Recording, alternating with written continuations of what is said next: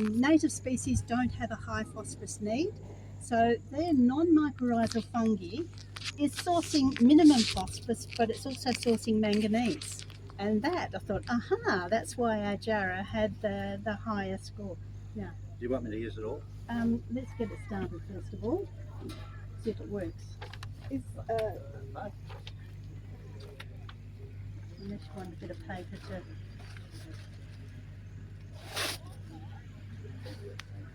So is it just Jarrah and Murray that are good to use, or is there some other ones? Eucalypts generally. Any eucalypts? Yeah.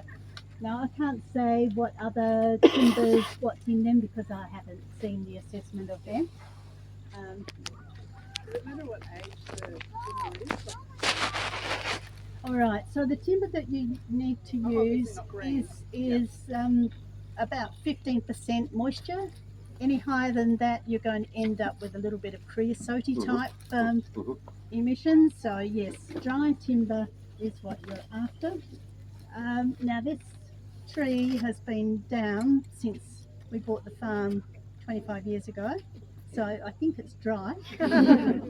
But we've had this rain, so it's been wetted by the rain, so I'm hoping that it's dry enough for us to do what we want to do.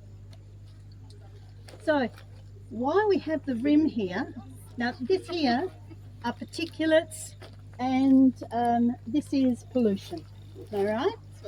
Once the fire starts and we start putting a load on, then the smoke should disappear. So the function of the rim is to have convection. So as the air heats up inside and it circulates, so it's going this way, and then what's going to happen inside is the smoke will vortex from the out of the rim of the kiln into it. So once this is established, and feel free to come up and have a sticky bag, probably this side where you're not getting the face full of smoke. It goes up and then the cold air comes down Yeah. into it. And keeps circulating that way. Now once the fire has established, then we can start putting some additional wood on. Yeah, and the wind has picked up at a very inconvenient time, I agree. Now there's an inlet pipe underneath there, and it has been turned off, so there's no oxygen that can come in. Later on we'll be quenching with that water that's up there in the firefighter unit. We're going to be just quenching it with water today, but if you're going to be using this for horticulture, then you can be putting in kelp and vermiwee and whatever else you want to put in the liquid, pig urine. So the choices are endless, but looking at your constraints, what does my soil need? So you're going to be putting into that liquid and we'll talk about quenching later on this afternoon. So it's crackling, which is that's a light. So what happens now is we're going to start putting another layer of wood on, fairly thin layer of wood, smallish wood. So we'll use all of those twigs, and I managed to do that without chopping myself. Now the smoke's dropped down, and you can see this heat haze. So what's going to happen to the timber that we put on now is that it's not going to oxidize. Our aim is for the heat, the radiant heat, is going to be drawing the moisture out of the wood, and so that's what's making it into the char. So the radiant heat, and then of course the heat is conducted. So we're looking at radiation and conduction, and this here is the convection. So we're using thermodimensions principles to do it. Okay, so when that kicks in a little bit more, we will add another layer of wood. So I've got smallish wood on one side, and then as as the kiln, because it's narrow down the bottom, you can only put small stuff on the bottom, and as the fire builds up, or as the bulk of biomass that's been pyrolyzed, because that's the term we use, the pyrolysis, then you can put the bigger stuff in because you've got a bigger dimension. It's best to use equal sized wood in each layer as you're going, or whatever biomass you've got. This particular system doesn't work with, say, sawdust. It's too fine, it will clog up. But wood chips, largish wood chips would be okay. So an even size as you go. Is this specially made for biochar making? Okay. This thing? Paul Taylor. Now let me. This here has an email. Has a web address. Stephen Joseph and Paul Taylor have written a farmer's guide to the production of biochar and use of biochar. Thoroughly recommend if you're slightly interested in using on your place, get that because it's got just about everything possible you could do in it.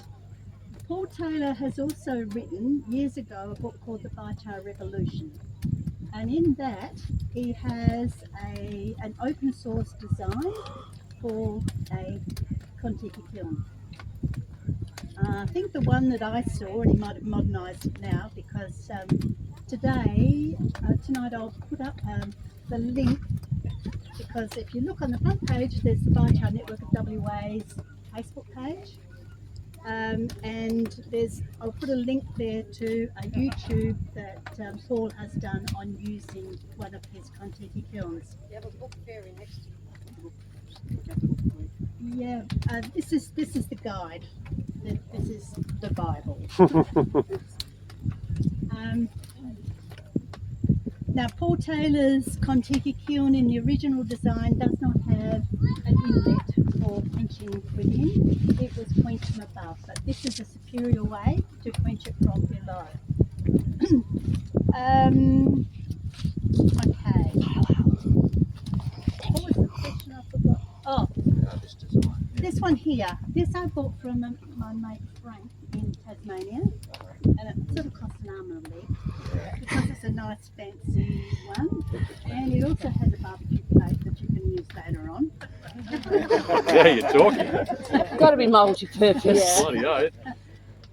But now, when it's ashed over, like down below in the kidney, you see that's ash, but this top layer here is not yet ashed. When it's ashed over, that's when to put in another thin layer of wood. So yes, I had a local engineering company make one for me. That's an 800 litre, so it's sort of twice the size of this. Wow. And that's one you can't push over yourself. You need a tractor to help you do those Yeah. sorts of things.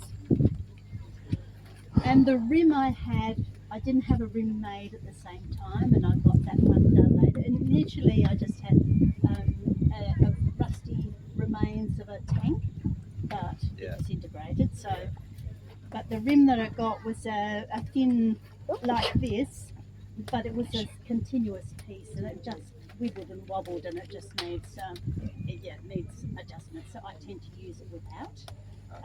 You still make good biochar, but this is much more efficient way of doing it. Can you do a small version of this for the person who has like 1 acre or 2 acres?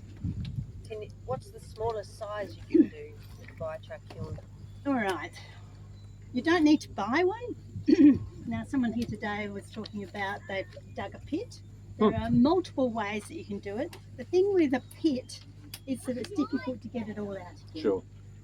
So that's one drawback of that. Another drawback of the pit is if you're not careful, you might end up with the condensates filling the pores of the biochar. Instead of having a porous biochar, it's clogged up with some of the condensates. So this way you get a better quality, you get a really good quality biochar from your production. Can you tell the quality like by looking under a microscope or something? Okay, the difference between well-made biochar and stuff that's not done properly.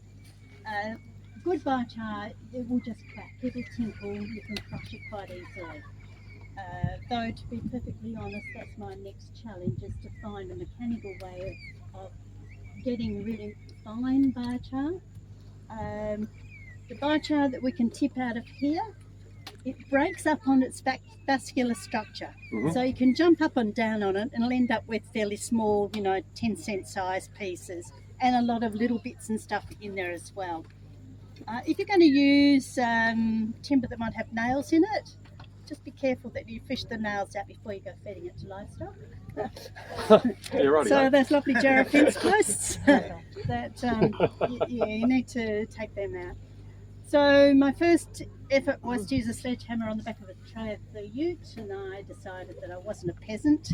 And then you used YouTube to get all these hints. Sure. Another one was a leaf blower, but one that had an impeller if you reversed it, and it chopped it, which worked beautifully momentarily until the bag that collected it then was filled with the dust of the biochar and it had no drawing power. So I've just bought myself an electric hammer mill, small scale, and I'll see how that goes once I make sure I've got no nails in the biochar. So when tipping it out and jumping up and down on it, it's perfectly fine to feed it to livestock. The animals will crunch it, and I have a sample of cow manure on the table up there where it's gone through and there's no big lumps in it. The cow's masticated and it ends up fine. So the smaller the particles, the higher the surface area. So biochar is extremely porous, particularly if you don't clog it up with condensates. It's very porous and it's extremely stable and extremely strong. So once it's in the soil, it will improve airflow. And it's a little bit contradictory, but it will improve waterlogging situations as well. Now, not severe waterlogging, I mean, nothing's going to, when you're underwater, but the hydraulic effect will improve the flow of water in the soil profile because it has those pores in it that can continue to aerate. But in a water deprived situation, the moisture can be contained in those multiplicity of pores. There's a very high surface area, but there's a very high, and this is where, looking on the microscope, it's just a maze of these honeycombs. Different feedstock, it depends on the vascular structure of the biomass, because different feedstock's going to have different shape and different size pores. And that's important too, because what you want to use it for. If you're looking at for a horticultural point of view, then to use a straw grass type biochar that has a shorter lifespan, this hardwood biochar can stay in the soil for centuries to millennia. The straw biochar has a shorter lifespan, but probably longer than yours. And it has a larger pore structure, so it can retain moisture and nutrients in that to a higher degree, which also is a bit contradictory. The more you know about biochar, the more you don't know. Because high temperature biochar, small biochar particles, is better at retaining moisture than the other. But from a horticulture point of view, straw biochar is the nutrient levels are different and the structure is different, and it's just superior for horticultural purposes. Excuse me, have you noticed milk production increase with cattle, with biochar at all? Okay. Is that something Could you repeat the question? Just a bit louder. increase in milk production for cows? Right, That's something I've heard on the east side. Yeah. We started this off in 2012 when Doug Powell, Manjimup farmer, came away from one of our biochar information sessions, which was looking at time to put more wood on. Let's not lose our moment. So just the smaller stuff, and we're sort of trying to just cover the ash area. So that timber that's currently black on here, Yep. that's got to be turned into ash first, doesn't it? Oh, that was it. Yep. Never mind. I did think. It's all right. No, you can't put pen in. Some of them might be snapping. If you can snap, No worries. just Any good? Oh, this is where the maths comes in. We need to have a fairly even level of timber over those holes. Are these okay?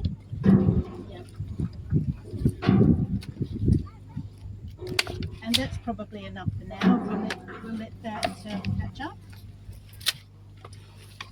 Okay, to get back to the cows. So the presentation we had was Sid Shea, who at that time was part of Rainbow Bee Eater, and they were producing biochar at Killarney from mallee plants. And they had used the biochar there to do a wheat trial. Paul Blackwell was working for the Department of Ag at the time up there, did wheat trials and got a 10% increase in yield in sandy soil, which apparently wasn't dramatic enough, so that trial finished. But Doug went home and thought, I can't, in a wheat cereal growing situation, you've got those dirty great big air seeders, I can't, my gates are too narrow. I don't have one of those implements anyway.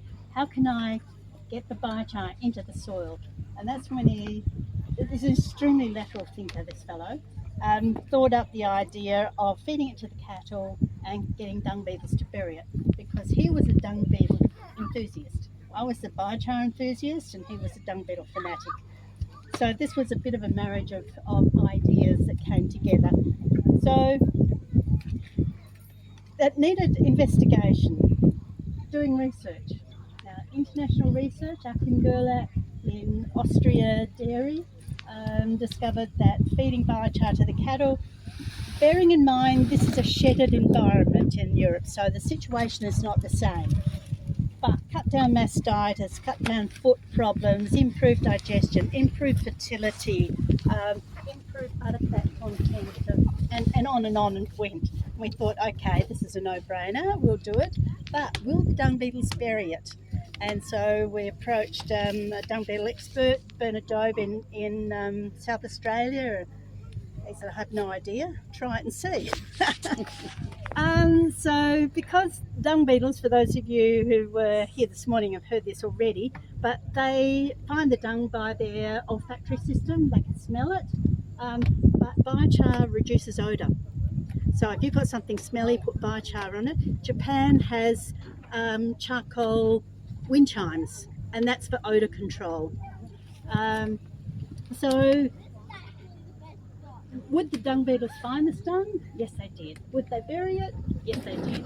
And that trial over a number of years demonstrated that the act of burying the charcoal that's gone through the cow, that's inoculated with the nutrients and the microbes and whatever else, plus the benefits of the cow dung itself that we've already talked about this morning, increased pH.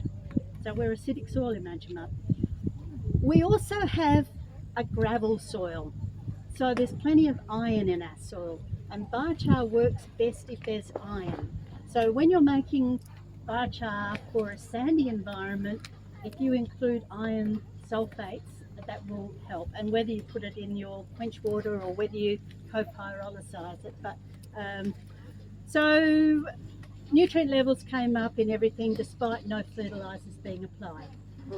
And thought, we're on a winner here, and that's the research paper that's been published and has had over 12,000 reads internationally, and Doug has done presentations internationally as well as myself, spreading the gospel. But we thought, Doug is feeding his cows ad lib with this biochar in a 44-gallon drum. Can it be done on a commercial scale in a dairy? And so we Matt Daubney from Bannister Downs, who has 1,000 head dairy, cooperated with us. And the task for him was not, is this going to benefit your animals, but can it logistically be done? Because the issue with biochar is it is a powder. You know, it's powdery. it doesn't flow easily. It has management issues about it. We did approach their feed producer to say, can you incorporate this particular quantity of biochar in your feed, because that's the easiest way to dispense it. But they weren't brave enough to go with that, and they've been left on the standing blocks now when other companies are doing it. So he demonstrated, yes, it can be done, and they did it. And that year, Bannister Downs won Dairy Australia's Cream Award because one of the increased values was increasing butter fat. Now, Melissa Reddick in South Australia replicated this trial on a dairy farm in the Fleurieu Peninsula, and their farmers found increased milk production, particularly in their heifers. And I'm not sure what other stats, but yes, there was a positive result there. That was cost effective, return on investment, well and truly. How Okay. did Bannister Downs get? Did they just feed it directly to the cows in the end, not through the feed? No, it went through the dairy, through the bales, so it was dispensed directly into the bales. So while they were feeding, We've fed molasses out and we've put biochar in it with our cows, but we don't feed molasses anymore because we don't really want to, because it's sugary, too sugary. So we used to always feed biochar. That's why I was asking. We probably didn't do it for long enough, but our cattle, game changer with that biochar. Wow. But yeah, that was one way, and they love it. You know, quiets them down too if you want to do that. And so when it's livestock management and you're looking at it too, I remember in a Northcliffe property, there's enormous, Northcliffe soil is problematic. There's a lot of money spent on fertilisers there because there are issues. But when a farmer changed from lime to dolomite, the behaviour of the animals changed because they were magnesium deficient. So instead of being scatty, they were more placid. And placid animals, their digestion system is much improved. So this is a way that you could be adding dolomite in here if you were using that. So whatever your circumstances are, you fiddle around with it to meet your particular needs. And can other animals eat it as well? Oh yeah. There's a company in Kindorf in Austria that has a very large European market. The equestrian industry, racehorses, because it improves digestion. There are other benefits that, reduce methane and whatever, but we're not sort of going into that. But improved digestion means a happier, healthier, whatever animal. I mean, if I go overseas, charcoal tablets are a must include. Well, if I go anywhere, charcoal tablets are with me. I've got grandkids, and you catch anything from grandkids. So, because it's antitoxin, and it any heavy metals that there are as well, it adsorbs them, so it just doesn't make them plant available. Is it a suitable thing for a person to eat regularly? Yeah. Yep. Sprinkle it on the cornflakes, sort of? Yep. I just bought some toothpaste that's got charcoal in it. Oh, yeah. And it reminded me of my grandmother, which would be early last century. They had they used to clean their teeth with soot or charcoal. That was a thing. So we are reinventing the wheel here, folks. And is there a difference between biochar and charcoal? Okay. You can read 1,000 different articles on this, and people come up with different answers. The difference, I would say, between charcoal and biochar is that if you can't break it, then it's not charred enough. It needs to be easily crushed. Well, not too easily because I'm having trouble crushing it, but it tinkles, it snaps. And if it doesn't, then that needs to go back in the kiln next time and continue the charring process. If it feels greasy at all, like barbecue briquettes or whatever, that's the volatiles haven't been driven off, so they're still there. They're antagonistic to soil organisms, so you don't want to use that. So really, biochar is really charcoal that's used for biological purposes, and it's been amended to make it suit a range of things, whereas charcoal tends to be a fuel. And yet activated charcoal is premium quality biochar if it's used for biological purposes. So the terminology is somewhat confusing, but that's really the difference to my way of thinking, that the volatiles have been driven off, it's non-greasy, it's fully charred, and it can go. Right, what else do? Well, how about you ask me what you need to know, because I could talk forever on this. Perfect, because I was just about to say, what can you do wrong? How can you fail? That's a good question. Thank you. Use preserve. Okay. Contaminated feedstock would be one in this, so treated pine poles and that type of thing. Right. However, it is a way to utilise it, because biochar can be incorporated as a replacement for a component of bitumen in asphalt. So it's a substitute for a component. It can be used in concrete to strengthen concrete and in steel production. So it's not going to be contaminating anything if it's locked into those. So there is a place, and sewage sludge that has pharmaceuticals and goodness knows what else in it. Interesting studies at the moment on biochar's ability to immobilise PFAS, and that's a major issue. So as problems become more talked about, in the last 10 years, there has been an exponential growth in research. And a lot of that's coming out of China, because they have a lot of contaminated land. They are extremely canny in how they spend their money. So just not the land that's contaminated, but the water's contaminated. They're very much into the circular economy, so there's no burning stubble in fields. It's baled, pelletized and put into retorts, and the biochar is returned to the field. So a lot of the research is taking place in China. So research is talking about its value in saline soils, acidic soils, aluminium toxic soils. There are so many things, drought tolerance for another, so many applications that has been proven overseas, but we've got to prove it here before anyone believes it here. It's the problem. So yeah, there's been an enormous amount of research, and then looking at different feedstocks as well. Because if you're doing something with paper, that's a very high pH, but if you've got really acidic environment, then that might be useful for you to use. You can adjust the pH. This one here, hardwood biochar, is roughly 7 to 8. And if you wanted it to be more acidic, you could quench it with phosphoric acid. The ratio, I'm not really sure about that, because we've got acidic soil. I don't need to make it acidic.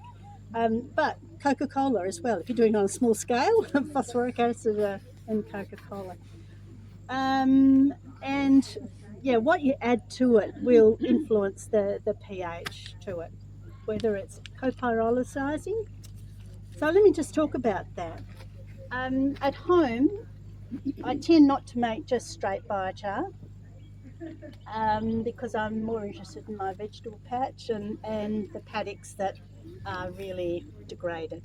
So I'm adding lime, basalt rock dust, rock phosphate, cow manure that wasn't, a couple of years ago we had a drought and we were left with pads all over the farms, not just in my farm, but throughout the district. I just had to stop and take photos of one property in Bridgetown area, because we didn't have that next generation of dung beetles to get rid of it. So manures go in there, anything and everything. What is your soil missing? Try and put it in there. Now, when you co-pyrolysize those minerals with the wood, it turns it into organo-mineral complexes. So those different minerals tie themselves to the biochar particles, and they become a slow release fertilizer. So once again, you juggle it to suit your particular needs. a slow release fertilizer or organo-mineral. So the carbon is the organic material and the mineral are complex. So you've got all these reactions going together. How do you apply it? How do you, what do you do to apply it, like your Okay, applications? And at what rate? okay. That's what I was All trying right. to ask. How do I apply it? Primitively. I don't have an air drill. Biochar, to get the maximum benefit out of it, needs to be incorporated in the soil. There's really not much point sitting on the surface. I have acquired a pin roller because I've got compaction issues and non-wetting soil issues. So this pin roller makes indentations all over the place. I had lime spread and I had the biochar spread with a multi-spreader, and I'm hoping that it landed in those little pinholes and can work its way in. So that's not an effective way of doing it. Most effective if it could be pelletized or prilled, granulated, something of that nature, particularly if it was incorporated with basalt rock dust. Why I say that is because biochar is a carbon sequestration methodology because it traps the carbon in that charred biomass for centuries. Unfortunately, Australia hasn't twigged yet, and it's not a methodology in Australia, but it is on the international voluntary market, and very lucratively so. Basalt rock dust or rock weathering is another carbon sequestration methodology. And so when you're combining the basalt and the biochar in a prill, and then to make it more readily available, include some compost in that, and put that down your cedar. I think that would be, that's a failed application of ours. We didn't get any money to trial that, but we need to make the biochar in a form that can be used in existing machinery. Now your question, how much? Right, there's no definite answer on that. It is possible to use too much. In our avocado trial, we used, and it was in the topsoil 30 and then 30 to 60. It was incorporated in two rates, in two goes, and rotary hoed into them. So our trial was 20% volume for volume, not weight, because biochar, a ton of biochar will produce about 300 kilograms of a ton of wood. So it's only about 30% production. So using a weight for weight, volume rather than weight. So we did 20%, 10%, 5%. And at the end of the trial, the farmer's new plantings, he used four tonnes to the hectare because we've got positive results out of the 5%. So a little is better than a lot because you're wasting money otherwise unnecessarily, but it can be counterproductive to use too much. I saw a research recently that used 100 tonnes to the hectare, and I'm thinking, why? Because no farmer's going to buy 100 tonnes to put on a hectare to start with. So any research has to be in the real world. So what can a farmer afford? Affording's another question. Don't let me forget yours. But using biochar with a fertiliser, like urea for example, and I'm kicking myself I didn't bring this demo along, urea's little white pellets of urea, put a small amount of biochar in with that and it will coat the urea pellets. So you've got a carbon carrier for your urea. It will make it last longer and you use a lot less. And so that saves you a lot of money as well. So rates, 1 tonne per hectare I would start with and see if that gives you a result, and if it doesn't give you enough, then next year or the year after do more, because it's going to stay in the soil, your lifetime. So you've got to do a baseline measurement of mineral content of the soil. Yeah. Or a leaf analysis or something. Yeah. Yes, no, and the paddock that I applied this last year, I've been part of the Soil Wise program or whatever, and I want to test that again this year to see if it has made a difference or not. But then I've also done the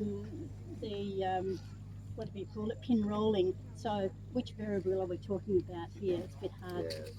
This is Kathy, for those maybe who are here who are veggie gardeners, not farmers, and they might with biochar incorporate into their compost or whatever, what volumes, if they've just got their Medicube compost or the black stone, how much biochar would you be mixing a handful in that as you go each time you add stuff in, or what? compost. If you add 10% biochar to compost, what it does is it accelerates the composting process because it is that home for microbial life, and microbes are what turn biomass into compost. So it accelerates the process, but what it also does is that it soaks up all those nutrients and microbes that's in the compost, and so when you put compost out, there's a shelf life for how useful it's going to be. It extends the usefulness of the compost itself. So definitely a premium compost there. And my understanding was that biochar is a one-off, or like one-off application, or until you get it right, because it stays in the soil for many hundreds of years.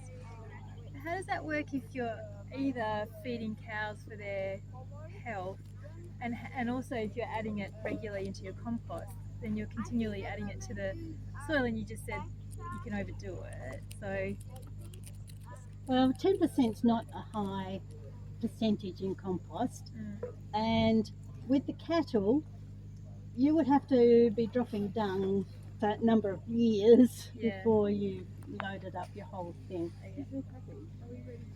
Is that ashed on the top? Oh yes, definitely.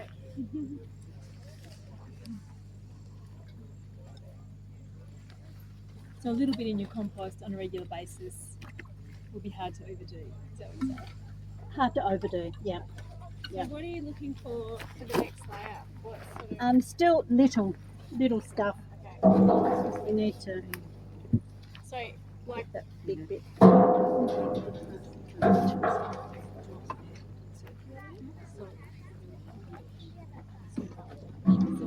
So this is a lesson. Don't get distracted. You'll end up with ash. That's another thing you can do wrong. So that's oxidised a bit then. Yeah, that's oxidised. Now ash is not an issue because it's potash, but I think we'll just break some of this. They might be too smaller. So can it be? Is it because you're trying to lay it in the bottom? That's why this. So ash has got a low pH. How does the char? I'll put some in. Well, actually, ash can have a high pH. I beg your pardon. Sorry. I beg your pardon. Sorry. Yeah. It can be alkaline. Yes. So how does that work? That's just a different chemical process to make ash, as you said. Well, you don't really want to make ash. You want to strap it and char it. Do you want these bits in? Yeah. Could you explain what would be the difference between doing this at a home fireplace? All right, so in a fireplace, when you're going to get coals in the bottom is when you've shut the damper down. And you can either end up with charcoal or you could end up with biochar. So really just test it and see. Yeah, it could I well think I've be. produced some, and then I went and soaked it in the bucket. I'm like, I think it's biochar. Yeah. Okay, cool. That's possible. Can I also ask, sorry, just maybe like back a step. Just like the benefit of biochar is that it's a house for all the microorganisms and micronutrients in a garden. Is that right? So the charging of it and getting The nutrients in it. yeah, or is there a benefit to it just as biochar Good without question. anything in it? Okay, so what are the benefits of biochar? Having those pores and being a microbial habitat was what first got me hooked into it because I was looking at soil biology. And but microbes need a biofilm. They don't operate in dry soil, so they need a biofilm. So if it can retain the moisture in those pores as well, then it enables those microbes to keep working. And the microbes can interact on the surface of the biochar with clay in the soil and form humus. So this is why your organic carbon levels in soil can increase. It's not just because you've got the biochar in there, but the other activities. Biochar also, clay, it has a high cation exchange, so it holds on to those cations. Biochar has a cation exchange, and it also has an anion exchange. So it holds both the bases and the acids. So, and that's at the rhizosphere. So to answer Katrina's question, I think in an urban garden, you're going to be putting biochar beneath where you're putting your seedling or your seeds. Not in direct contact. What you want the roots to grow to the biochar. So not have it in direct contact, preferably. But if you're mixing it in with the compost, 30 centimetres. oh no, just directly below. Seedlings will grow into it. Yeah. So they've got that energy as well. They are what's called an electron shuttle.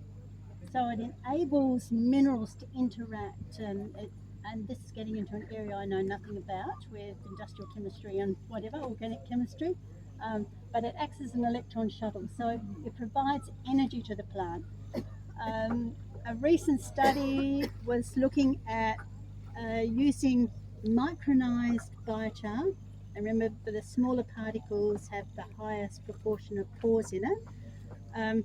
Using that as a foliar spray in a vineyard, and only use 10 kilograms per hectare in the vineyard as this foliar spray. And those little particles of biochar were entering the stomata and providing energy straight away. So here we are sounding like witches' brews, but this is plant energy, and it's providing it. So would a foliar spray work well with pasture, like just spraying it on pasture with, say, biodynamics? Murray's got an interesting development up there in a cedar, and he's got a fertilizer thing attached to it, so he can put the seed as well as liquid fertilizer. So he could make a solution like that out of that micronized biochar, or even a biochar slurry if he's opened up the nozzles enough, and put that in the furrow, because you can align your furrow next door to the seed. They don't have to go in the same spot. So yeah, people are inventing ways they can do this and get the maximum benefit out of it. Something else that came up today was pathogen control.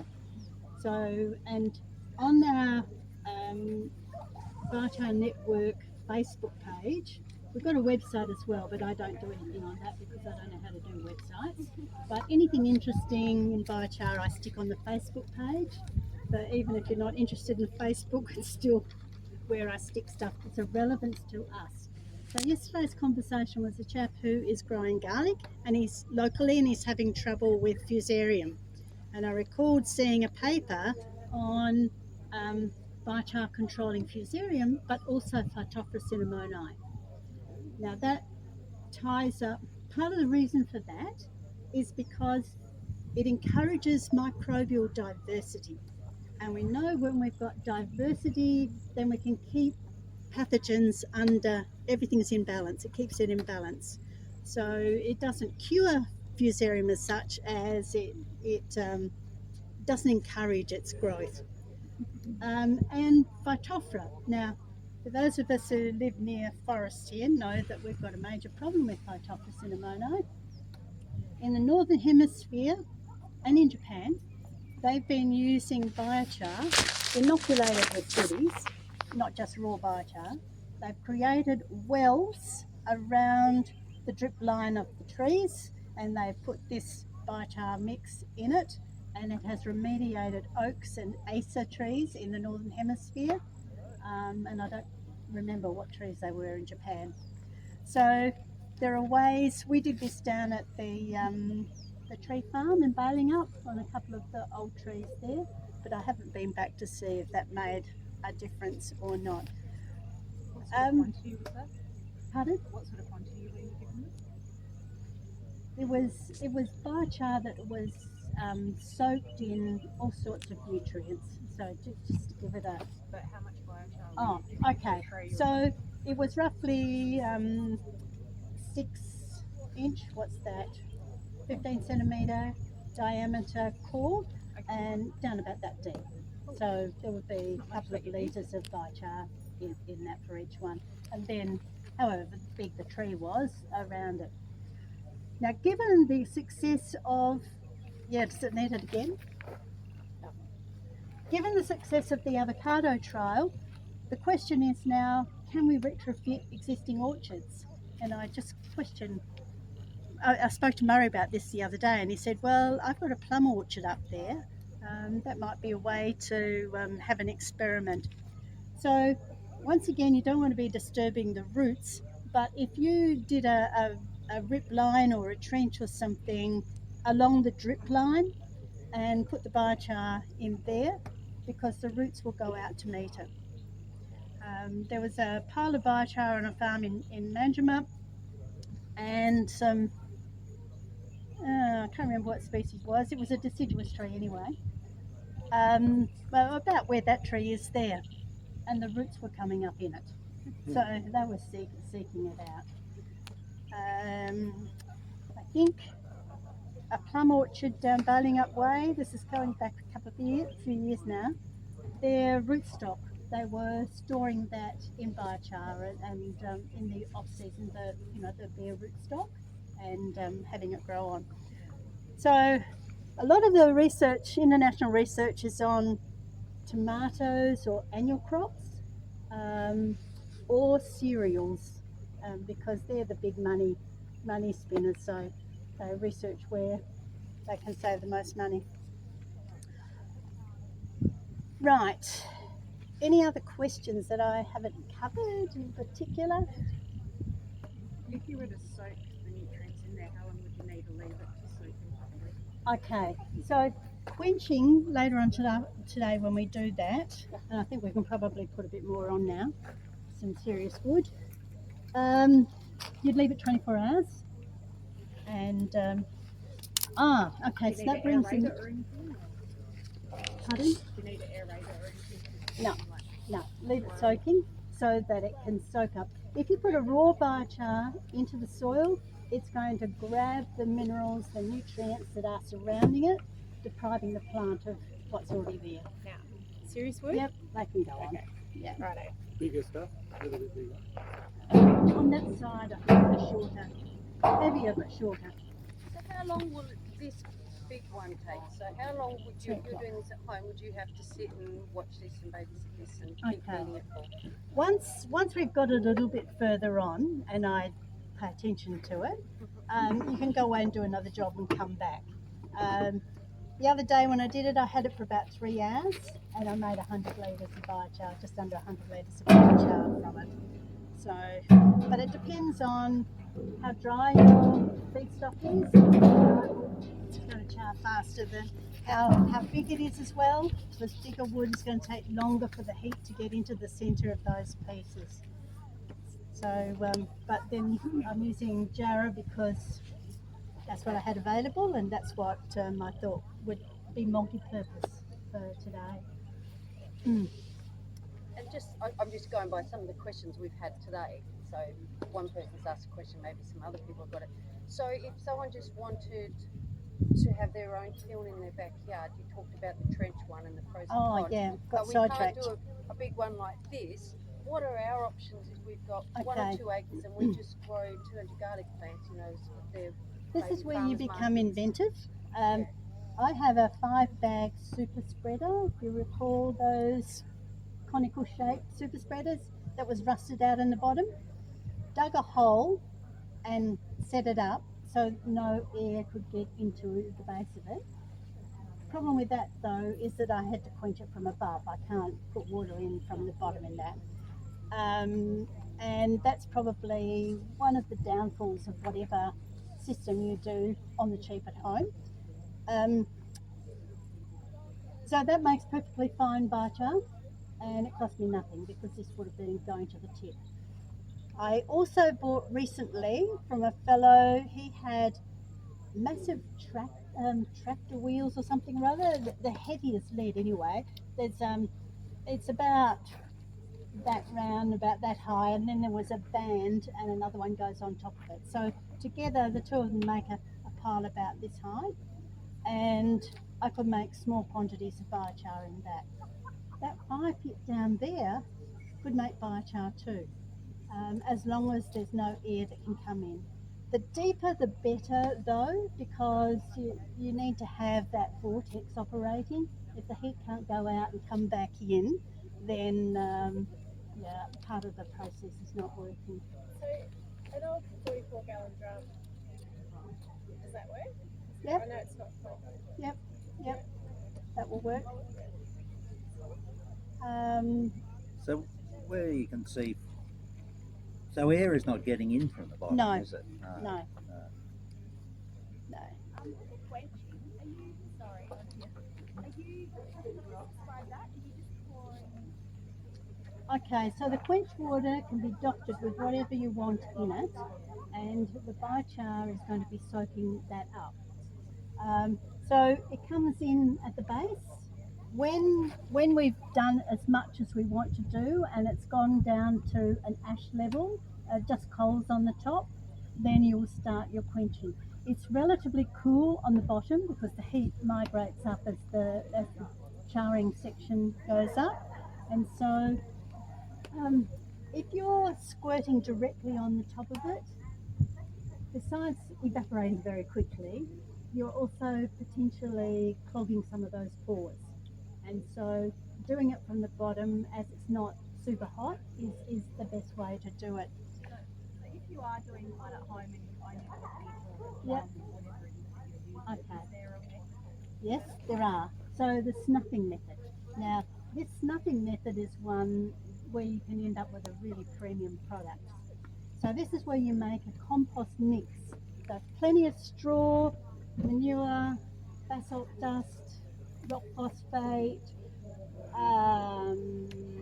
anything that you can think of that your soil needs, and you combine that, squirt it with fish emulsion or something of that nature, and you put a thick layer on top of it to snuff it. It's not going to go out straight away. On the top of that compost mix, you then spread a layer of raw biochar. So you have to have made stuff beforehand. So what happens as it's being snuffed, the smoke comes up through this, and that's the smoke water. And the biochar at the top, the raw biochar is going to be absorbing all that smoke water. This quench water, which is going to be released after 24 hours or so, that's sort of a smoke water as well, the germination or whatever. Can have a sort of a smoky feel. Put all that on top of the fire when it's finished. Yep. And that, and then are you also adding water later or not? Okay. So in the one that I had, the first demo that I did at home, obviously the compost pile wasn't big enough because after 3 days I could still see some smouldering, and because I had to go away from home, I quenched that on the top with, made sure that I wasn't going to end up with a container of ash when I got home again. When I did it the second time round, it did actually have a shower of rain, a light shower of rain, so that may have impacted it, but it does take days. So then tip that out and put it into a container like this and let it sit. Well, it's been sitting for 12 months. So you need to age your biochar. It doesn't need to take 12 months to do, but that's the one that's got an enormous mineral content. It's a really, it's a fertiliser, and a slow release fertiliser, and it's not just raw biochar. A quick way to age your biochar, feed it to your livestock and let it go through, so it's got the nutrients, the microbes and everything, so that ages it. When you mix it with your nutrients, with a quench or whatever you're going to be doing, either the quench water or later on when you've tipped it out and then you're going to apply it, you might not use all of it, you might just use a bit at a time, and you would quench it and you'd leave it for a couple of weeks before you applied it to make sure it's really soaked everything up. Or you could put it in your compost and that'll age it as well Yep, as it yep. compost out. Yep. There are a million questions probably. How high do you put the wood in the biochar? Right to the top. Right to the top. And it's Before you put the lid on. time limiting. No, you don't put a lid on. Oh, okay. No, you just keep going, and then as the we probably put too much wood on one hit. That's why it's smoking a bit. But you learn this as you go. So it's patience grasshopper. Yeah. If you run out of wood, you stop. Or if you run out of time, you stop. You can always come back and do it another time. And you can burn cardboard and all sorts. Yep. Cardboard and paper will give you more ash, which will increase the pH of the biochar. Yeah. But that might be what you need. Yeah, right. Oh, and also, if you have like alocasuarina or bamboo or hemp, very high silica content in that. Silica is really important for cell strength. So for horticulture in particular, so to assist the plants resist drought, frost, or anything that makes that jeopardizes the plant health. So cell strength is really important. So high silica content feedstock would use it for that purpose. Does anyone else have any more questions for Kathy? Because otherwise we're just going to be here just feeding all afternoon, and then and at 5 o'clock or 5:15 I think it's on the program, you're going to quench it. Is that right? So at 5:15 I'm going to remove, towards 5 o'clock we won't keep putting wood on. We'll wait until we've just got that flame of hot coals on the top, and then I'll remove the shield and put the barbecue plate on.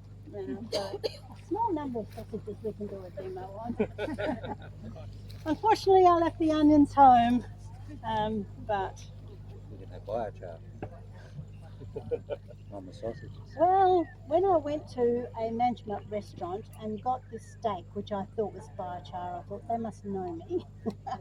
Yeah, a little bit too well done. Free all afternoon to pop in and check on its progress. Yes. And also we'll be around if you have some more questions, because I know there's another workshop starting now that some of you might have to go to. So, but thank come you in very and much. keep checking on it You're all welcome. afternoon and have a look how it's going. And my contact details you, are there, everybody. so feel free to call me if you need Happy anything. to Yeah, thanks very much. Oh yeah, they're up on the table.